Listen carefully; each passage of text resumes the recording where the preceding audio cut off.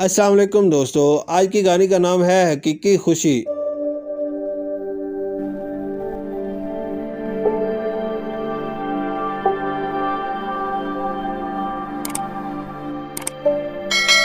ایک دفعہ کا ذکر ہے کہ ایک بڑے شہر میں ایک بہت امیر اور مالدار آدمی رہتا تھا۔ اس نے پرتعیش زندگی گزاری۔ وہ ہمیشہ اپنے دوستوں اور رشتہ داروں کے سامنے اپنی دولت کے بارے میں شیخی مارتا۔ اس کا بیٹا دور شہر میں پڑھتا تھا اور وہ چھٹیاں گزار کر گھر واپس آیا۔ امیر آدمی اپنے بیٹے کو دکھانا چاہتا تھا کہ وہ کتنا امیر ہے، لیکن اس کے بیٹے کو کسی پرتعیش طرز زندگی کا شوق نہیں تھا۔ تاہم امیر آدمی اپنے بیٹے کو یہ باور کرانا چاہتا تھا کہ اس کا طرز زندگی انتہائی امیر ہے اور غریب لوگوں کو بہت زیادہ نقصان اٹھانا پڑتا ہے۔ اس نے غریب لوگوں کی زندگی کو دکھانے کے لیے پورے شہر ایک دن کے دورے کا منصوبہ بنایا۔ باپ بیٹے نے ایک رتھ لے کر پورے شہر کا دورہ کیا۔ وہ 2 دن کے بعد گھر واپس آئے۔ باپ اس بات پر خوش تھا کہ اس کا بیٹا غریب لوگوں کو امیر آدمی کی عزت کرتے دیکھ کر اور سہولیات کی کمی کے باعث غریبوں کی تکلیف دیکھ کر بہت چپ سادھے ہوئے ہے۔ امیر آدمی نے اپنے بیٹے سے پوچھا، پیارے بیٹے، سفر کیسا رہا؟ آپ نے بہت لطف اٹھایا۔ ہاں میرے والد، یہ آپ کے ساتھ بہت اچھا سفر تھا، بیٹے نے جواب دیا۔ تو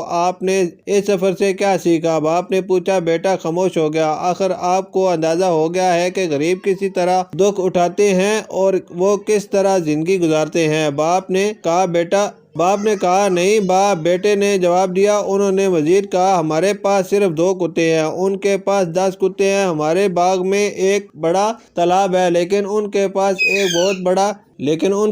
ایک بہت بڑا خلیج ہے جس کا کوئی اختتام نہیں ہے۔ ہمارے پاس مختلف ممالک سے درآمد کی گئی پرتعیش اور مہنگی لائٹس ہیں، لیکن ان میں سے بے شمار ستارے ہیں۔ زمین کے ایک چھوٹے سے ٹکڑے پر ہمارے پاس ایک گھر ہے، لیکن ان کے پاس بہت سارے کھیت ہیں جو افق سے پرے ہیں۔ ہم اپنی جائیداد کی چاروں طرف بڑی اور مضبوط دیواروں سے محفوظ ہیں، لیکن وہ ایک دوسرے کے ساتھ جڑے ہوئے ہیں اور اپنے ساتھی کے لیے گھیرے ہوئے ہیں۔ ہمیں ان سے کھانا خریدنا ہے، لیکن وہ اتنے امیر ہیں کہ اپنا کھانا خود کاشت کر سکتے ہیں۔ امیر باپ بیٹے کی بات سن کر ہکا بکا رہ گیا۔